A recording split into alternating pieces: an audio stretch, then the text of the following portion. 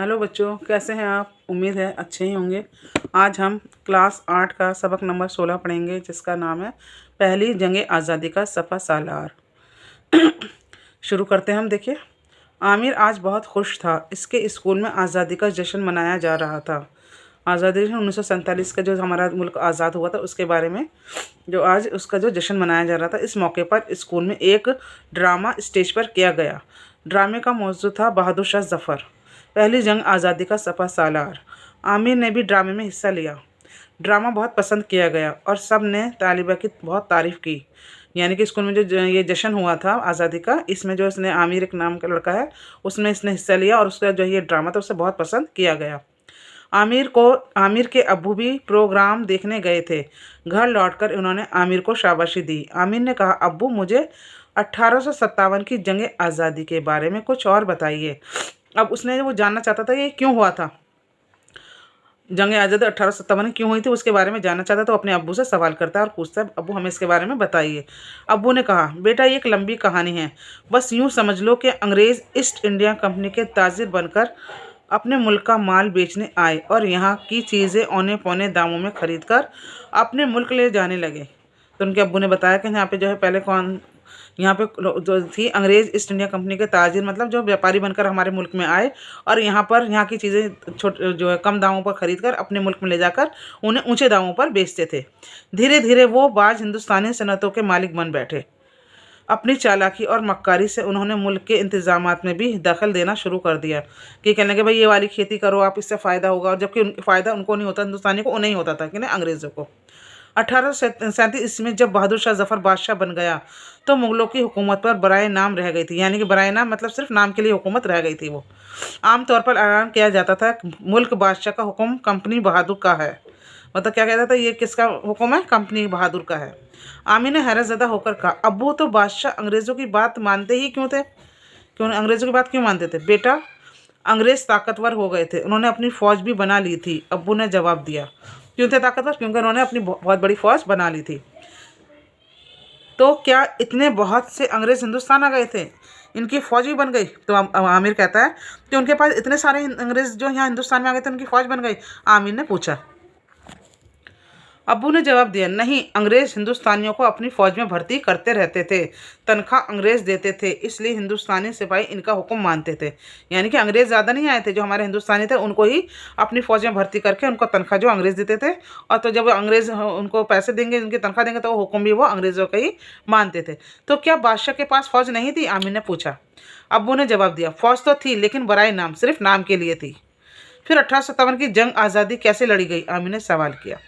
अबू ने बताया, अंग्रेज़ों का जुल्म और इनके नाइंसाफ़ी बढ़ती जा रही थी। अवाम में बेचैनी, अवाम क्या होती है, जनता, जो वहाँ के रहने वाले लोग थे, उन्हें बेचैनी थी क्योंकि उनके साथ बहुत जो है नाइंसाफ़ी हो रही थी। बहादुर शाह जफ़र भी इन हालात का इल्म था, यानी कि उनको भी इस चीज़ का पता था कि ये जो अंग्रेज़ जो है हिंदुस्तानियों के लिए क्या कर रहे हैं, उनको बस जुल्म कर रहे हैं और उनके साथ नाइंसाफ़ी कर रहे हैं।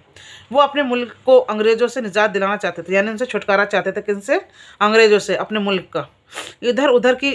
उधर औध की बेगम हज़रत महल, झांसी की रानी लक्ष्मीबाई, बहादुर के बाबू कुंवर सिंह, नाना साहिब पेशवा और तानिया तोपे वगैरह अपने अपने इलाकों में अंग्रेज़ों के कदम उखड़ने की जद्दोजहद में लगे हुए थे। वो चाहते थे सब ये एक एक साथ होकर चाहते थे कि अंग्रेज़ों को यहाँ से जो है निकाला जाए, और इसी जद्दोजहद में वो आगे बढ़ गए।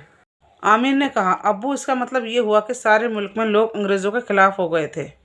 अब्बू ने कहा, हाँ बेटा, अंग्रेज़ी फ़ौज के हिंदुस्तानी सिपाही भी अंग्रेज़ों के ख़िलाफ़ बेचैनी बढ़ती जा रही थी। अंग्रेज़ उन हिंदुस्तानी फ़ौजियों के साथ बदसलूकी करते थे। क्या करते थे, अंग्रेज़ जो हिंदुस्तानी फ़ौजी थे उनके साथ बदसलूकी करते थे।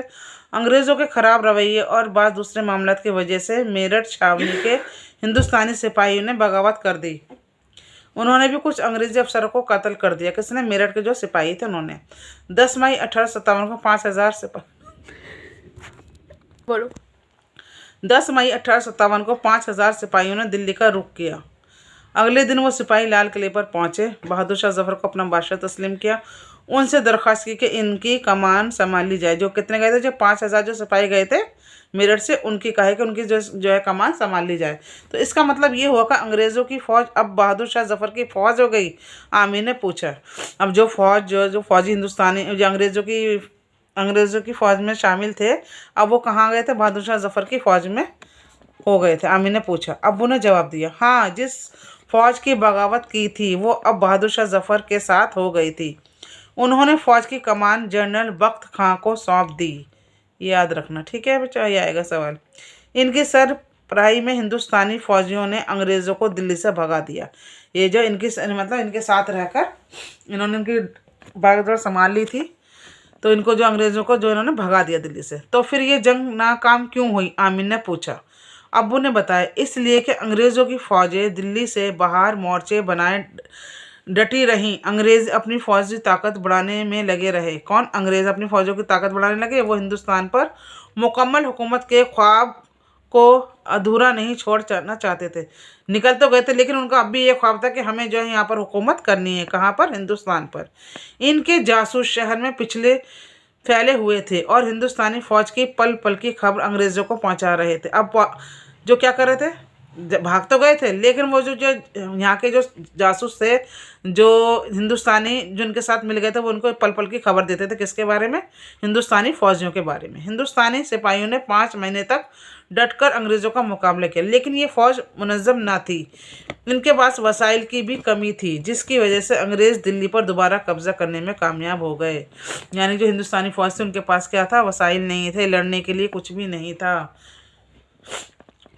ओहो, तो इस वजह से ये जंग नाकाम हुई? आमिर ने कहा।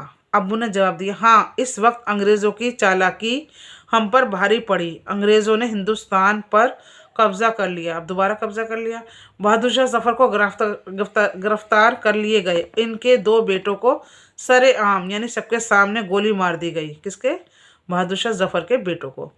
अंग्रेज़ों ने आज़ादी की इस जंग को गदर का नाम दिया। किसका नाम दिया? गदर का नाम दिया। ये याद रखना। बहादुर शाह ज़फ़र पर मुकदमा चलाकर उन्हें बगावत का जिम्मेदार करार दिया और जला वतन करके रंगून भेज दिया गया। यानी कि हिंदुस्तान से उन्हें कहाँ भेज दिया गया? रंगून भेज दिया गया।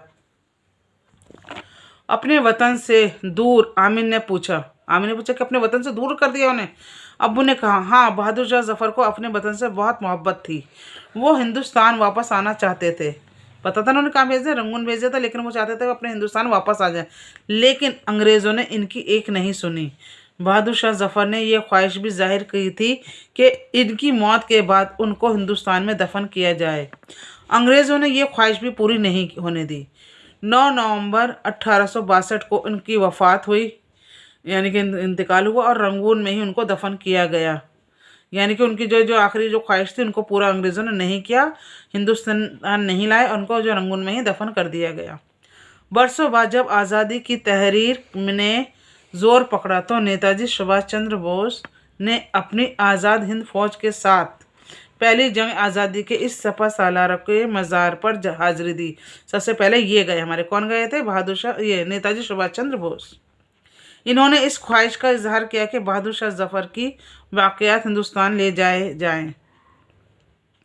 जो उनकी बची हुई चीज़ें थी, उनको सब कहाँ ले जाया जाए? हिंदुस्तान ले जाया जाए। कहाँ से? रंगून से। बहादुर शाह ज़फ़र की रहनुमाई में आज़ाद की जो जंग शुरू हुई थी, वो 15 अगस्त 1947 को कामयाबी हुई। यानी शुरू कब हुई थी? बहादुर शाह ज़फ़र की रहनुमाई में, और ख़त्म कब हुई? 15 अगस्त 1947 को उसकी कामयाबी हुई। इसकी याद में आज तुम्हारे स्कूल में जश्न मनाया गया। यानी इसी की याद में जो है सारे स्कूलों में जो जश्न मनाया भी जाता है, और यहाँ भी जो जश्न मनाया गया। उम्मीद है कि आपको ये सबक जो है समझ आया होगा।